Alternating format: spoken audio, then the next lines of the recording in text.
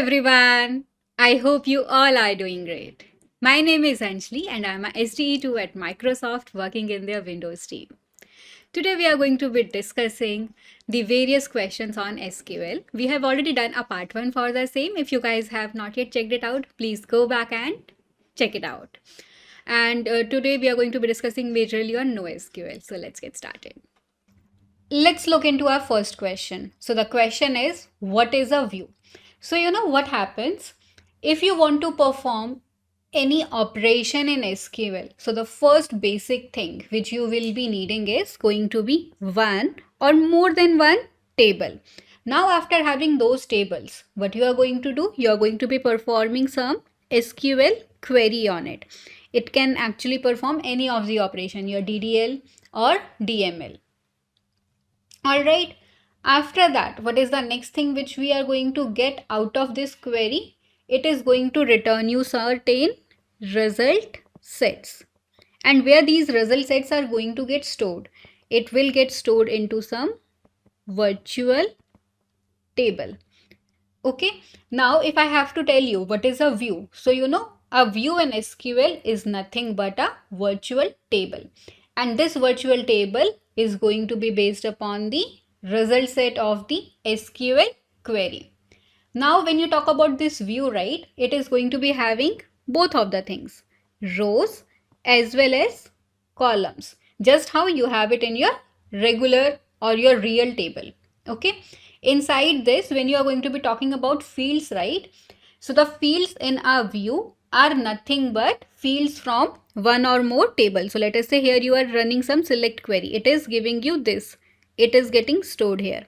Now from the another table, it is picking these two and storing it here. So when you will be looking into your virtual table, what it is having? It is having results from your other tables only, and whatever rows and columns are here. So rows are going to be nothing but the rows from these tables, and columns are also going to be coming from these tables only. Okay. Now we will be moving to our next question. Now the next question which we have here is, what is a stored procedure? So you know what actually happens if you guys remember about your own programming. You take any language. So what we do in that, we write down certain code, and if you see that code is getting repetitive, or if you want certain outcome out of a code, what you do? You put it into a function. More or less, stored procedures also act in the same manner. I'm not saying it is exactly same. I'm just saying you can take a reference from there. And when you talk about the interviews, so people do ask questions on stored procedure. So you know what actually happens in this SQL? You will be using something called a stored procedure. Now, what it is actually going to have? It is going to have some subroutine. And how that subroutine is helpful to you? You will be having some RDBMS. If you want to access your RDBMS, in order to access it, you will be needing certain subroutine. So what is a stored procedure? We can say stored procedure is a subroutine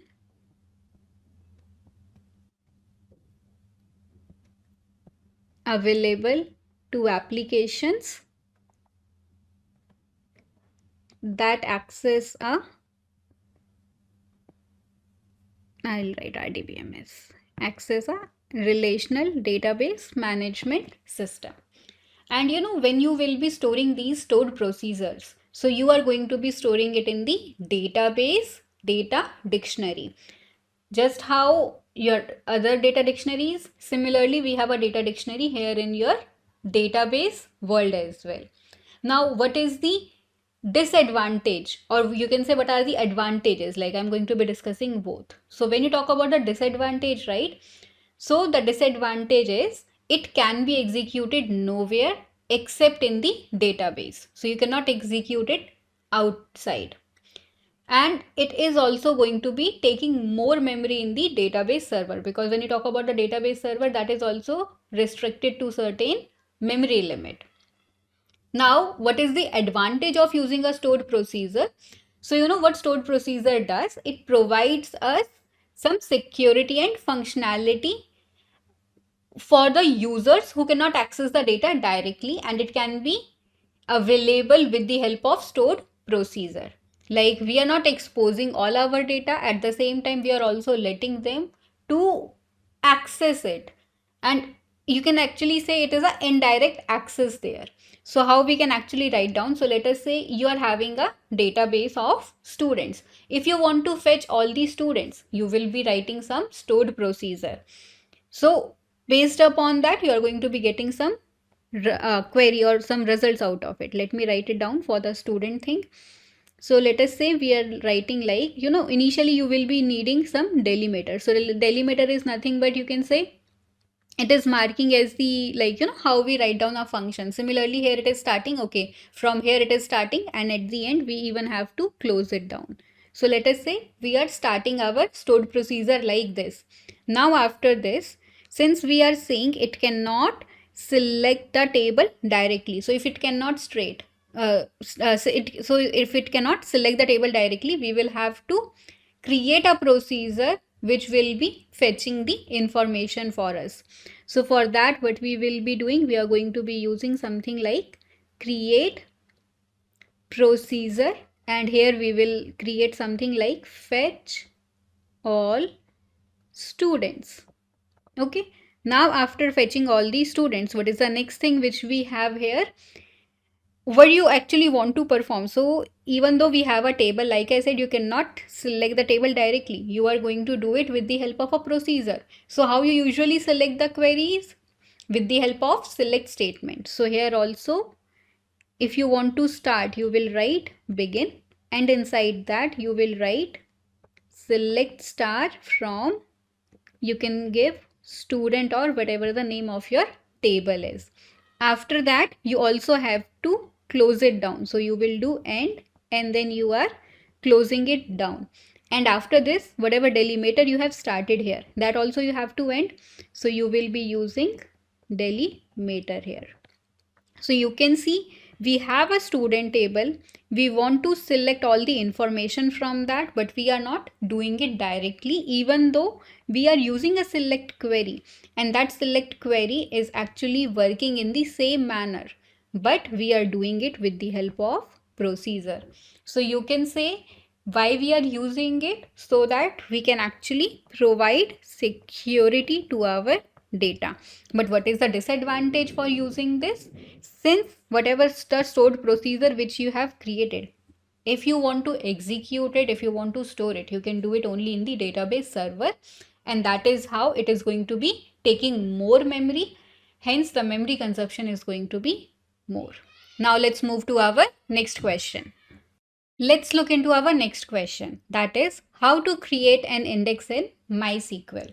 So when you talk about MySQL, we have different types of index, and what and all those are. The first one which we have is regular index, just how we even do it in our SQL.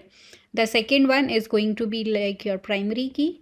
When you talk about the primary key, we actually select our primary key as a unique key, so that we can uniquely identify the values. Example, like your employee number, roll number, registration number, enrollment number, and so on. And the last one which we have here is full text index. So when you talk about full text index, what these indexes are, these are nothing but created on text based columns. So we can say how these are. They are created on text based columns. Now why actually we need these indexes, any of these things? So we need it so that we can speed up our queries, and also if you want to perform some manipulation operations, so those ones will also get speed up. And of course, why we need to speed up? So that we can improve our performance. So by using these indexes, you can actually have some fast searches. And when you talk about performance, so that also gets improved either by, you can order your data, on our disk so that it will be easier for you to find, or if you want to tell your SQL engine that where your data is located. Whenever you actually provide any index, it is very easy. Like even if you talk about a real scenario, let us say we have 5 cupboards in a room. If I will say, get me a pen, if you do not know in which cupboard pen is there, so what you will have to do, open all the cupboards one by one and try to locate a pen. But if I will tell you, open cupboard number 2, there you will find a pen. That way your time is going to get saved and you are going to perform better. So same thing happens even in your SQL world as well. Now how can you actually do? So let us say we have some table.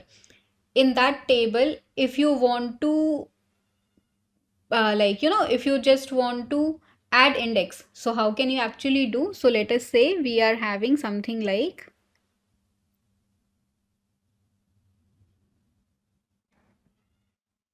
let us say we are having a history table. If you want to alter it, so at the time of altering as well, you can provide certain index. So let us say we are doing alter table. Let us say the name is history. So now on this history table, you want to add an index. So how you will do that? You will do add, then you will write index, and here you can actually provide that, okay, I want to do it on year, or if you want to do it on something else, like let us say author, so that also you can provide. If you want, like everything will remain same. And let us say if you want to do it on some other field, that also you can do. And later on, if you want to just describe this table, so how can you do? By using describe. So you can write describe history. So what this history will do, it is actually going to be describing this table as well as all the data along with it. Okay, now let's move to our next question. Now the next question which we have here is, what are the numeric data types in MySQL? So when you talk about MySQL, here it is having different types of values, and what and all those are, like firstly I'm going to be telling you about the data types. So what and all data types it actually supports? It supports your integer, floating point, and bit values. And just how, if you talk about any of the programming language, for these three different types as well, we will have different data types. So here also we are going to be having different ranges. Okay, so I'm going to list on all of those. So what and all those are going to be there? So we will have tiny int, small int, then we have medium int, then just int, we have big int, then we have decimal, float, double, and lastly we have bit. Now I'm going to be telling you about all of them one by one. But before that, you need to understand one more thing. When you talk about the numeric types, right, it can be either signed or unsigned. Okay, also when you talk about bit, so before the bit we don't actually talk about the signed and unsigned. Okay, also here, why are we actually going to be using these different types? So same in this form of memory consumption. So if you will be talking about any of the types, so it is going to be having some associated value. Also, why it is actually going to be helpful? So these things are helpful because there are certain applications, and those applications are going to be using certain unique identification numbers, and if you want to provide that, you can use these types, and they will be acting like a special attribute which will help you in enabling your automation, or you can say automatic generation of numbers. Like sometimes for the serial number we will be using these types, and what it will do, with every entry it will be adding a serial number.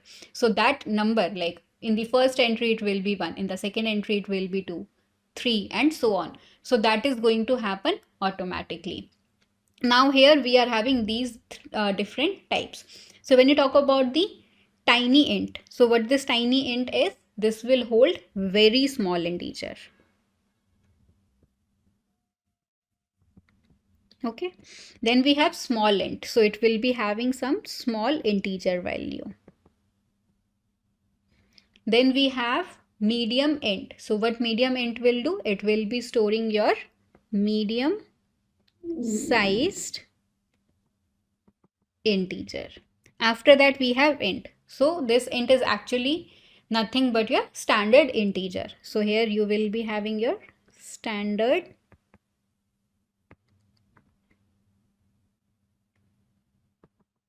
integer. After that we have big int. So when you talk about big int, as the name says, it will be having a bigger value. So it will be storing your larger integer value. Like I'm just telling you the meaning for these types. Okay. After that we have decimal. So what decimal will actually do? It will be storing your fixed point number. Then we have float. So when you talk about a number, so there also we talk about the precisions. So when you talk about float, so float will have single precision floating point number. Okay. And when you talk about double, so what double will actually do? Double will have same. It will have a floating number only, but with a double precision.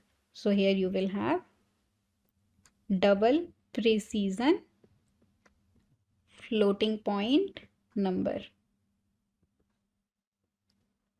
Then lastly we have bit. So when you talk about bit, so what bit will actually do? It will be providing you a bit field.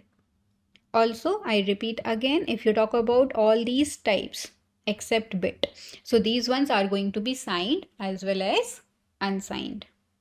Now let's look into the next question. The next question here we have is, what are temporal data types in MySQL? So when you talk about the temporal, it means these are going to be something which is not going to be storing a specific information. By that specific information I mean, like usually you will be storing information like all strings, all integers, all floating values, all boolean values. But if you want to store something beyond that, all of that comes in your temporal data types. Now what and all these data types are? So the first one which we have is date, then we have time, then we have date time, then we have time stamp, and after that we have year. So these are going to be your temporal data types. Now what date does? So when you talk about a date, right, so it is going to be there in a format. So these ones are going to be specifying the format in which you are going to be storing your details. So here the type is actually going to be there, like here you will be having a date value only, and that date value will be there in year, then your month, and then your date format. When you talk about your time, right, so here you will be storing a time value, and that time value will be there like hours, minutes, and seconds. Then the next which we have is date time. So like firstly I'll tell you why do we actually need date time. So for some of the things it is important when you are like let us say you talk about some form. So for some things, even if you're just putting your date, like let's talk about your date of birth. So for that you just need a date.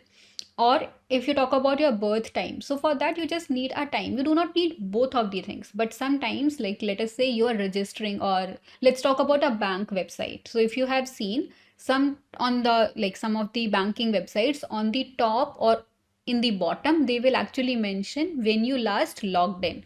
So at that particular time they will tell you on this date, this time your last login happened. So where it actually stored all of those things, it has stored all of those things in the date time format. So here you will have both date and time value.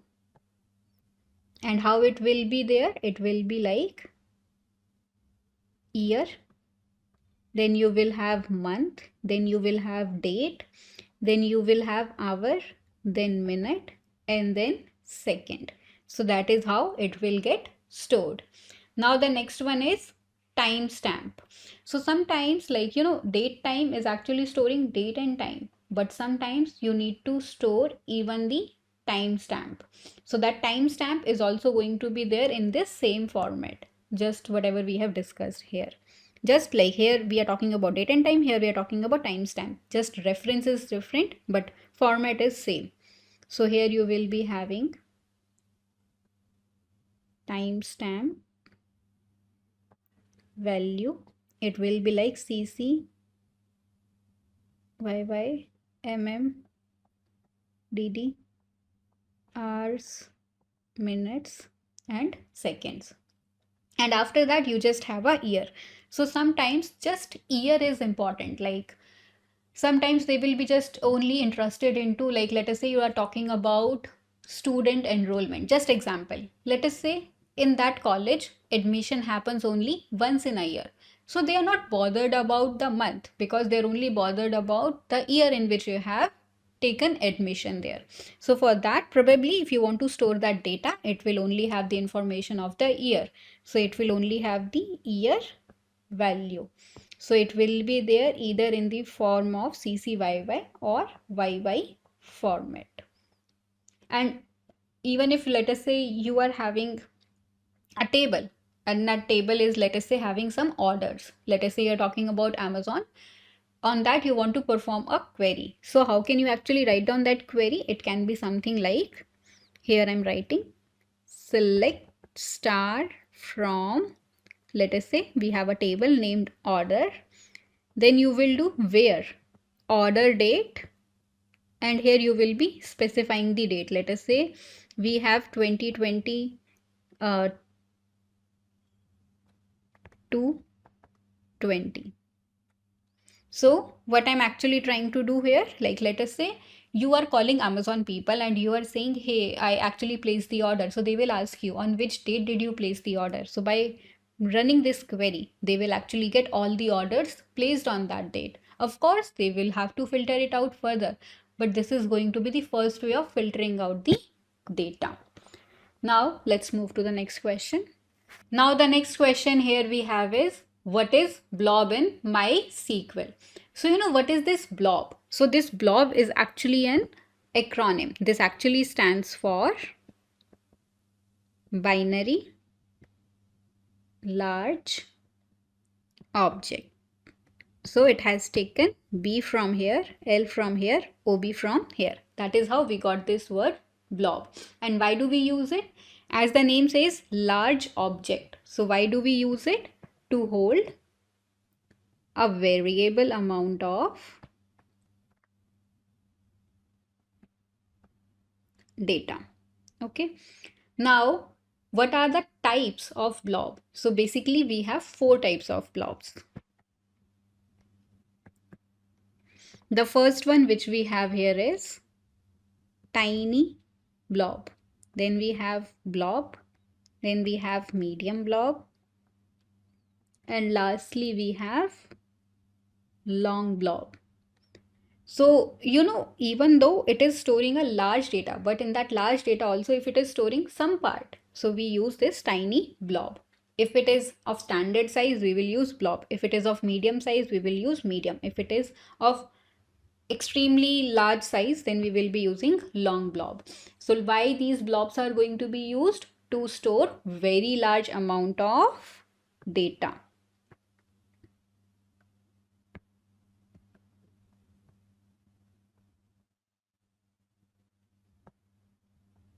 And now if we are talking about very large amount of data, so where do and all we actually consider this very large amount of data? So it can be something like documents, images, videos. So let us say you're talking about some website. In that website, you are actually going to be uploading videos as well. So if you are going to be uploading the videos, now that video can actually range in different sizes. It can also be there in the different formats. So if it is of 144p, of course the size is going to be smaller. But if you talk about 4K, then the size is going to be higher. So And similarly, some websites even ask you to upload your documents, or if you talk about your Google Drive or somewhere.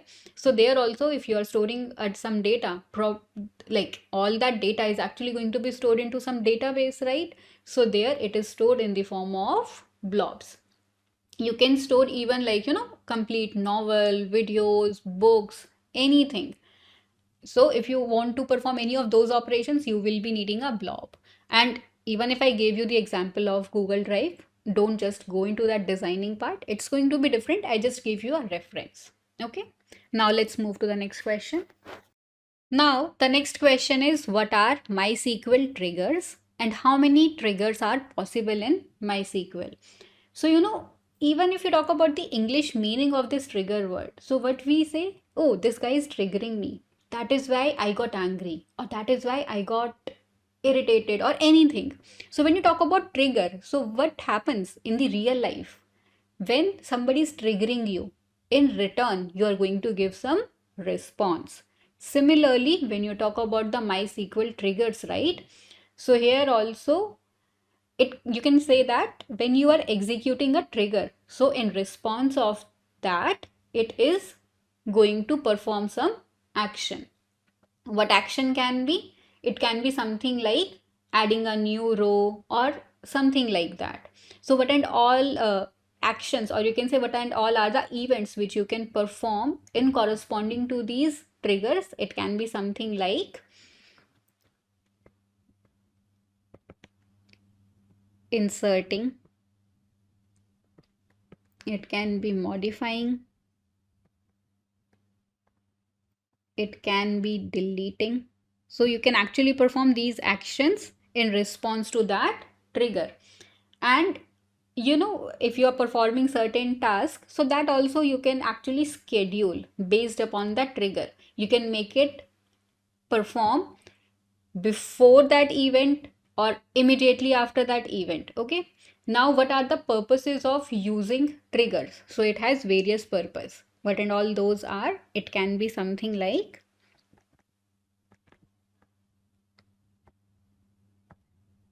audit trails. So if you want to perform audit there, it is actually going to be extremely helpful. Then the next one which we have is validation. So what validation?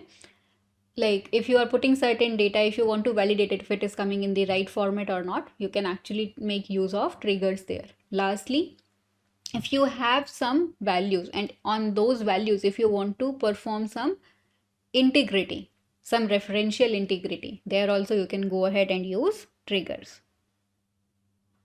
So referential integrity enforcement. Okay. Now, what and all are the triggers what are possible in MySQL? So we basically have 6 triggers. What and all those are? So the first trigger which we have is before insert. So if you are inserting a value, before that if you want to execute something, you can use before insert. Then the next one is after insert. Basically these triggers are coming from these events only. So 2 based on insert. Now 2 we will have based on modifying. So it will be before update, then we will have after update. And lastly we have deleting. So before deleting and after deleting. Okay. Now let's look into the next question. The next question which we have here is, what are the types of relationships used in MySQL? So, if you guys remember about the other relationships, when you talk about the data, UML, or anything, so there also we actually follow 3 basic relationships, and that is the same which we are going to be using here. So, what and all those are. So, the first one which we have is one-to-one. Then we have one-to-many. And lastly, we have many-to-many. So when you talk about one-to-one, like if you have to talk about this in the real life, what it can be? let us say we are having a class. In that class, if some person wants to come and talk to me directly, so, and in that conversation, only me and that student is involved. So, at that particular time, that relationship is like teacher and student, only one student. Okay. So, here we are having one to one relationship. And when you talk about this in the world of tables, so when two items are there, like let us say we are having a table, so when those two items are going to have a one to one relationship, when you will include them as columns in the same table, when it is there in the same table, then it is having one to one relationship. Then the next one which we have is one to many. So when you talk about one to many, what it can be, one teacher is actually taking care of the entire class. So at that particular time, we can have one to many relationships. Now, when you talk about this one to many, or you can also call it as many to one. So when you talk about this relationship in a table, so when it can happen, when one row in a table is linked to many rows in the another table. I'll actually write down that here. So what happens here? When two items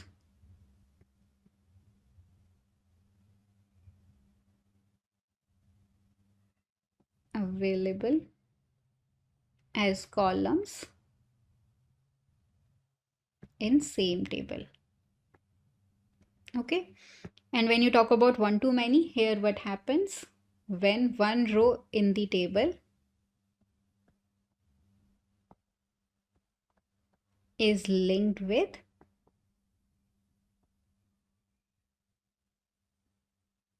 many rows in another table. And when you talk about many to many, so let us say we have entire staff room, and that staff room is having multiple teachers. Similarly, we have multiple students in our class. So when you have that kind of a relationship, at that particular time, you will have many to many. So when you talk about many to many relationships, so many rows in one table will be linked to many rows in the another table. So many rows in one table linked with many rows in another table. And if you want to create this relationship, so how you can actually have this relationship? By adding a third table, and that third table is going to be having the same key column from each of the other tables. So that is how you can achieve this kind of a relationship. All right. If you have found this session helpful, please share it with your friends as well. And if you have any questions, please put it in the comment section below. Also, subscribe to the Talent500 YouTube channel, and I will be meeting you in the next session. We are going to be covering something new. Till then, happy learning. Bye bye, guys.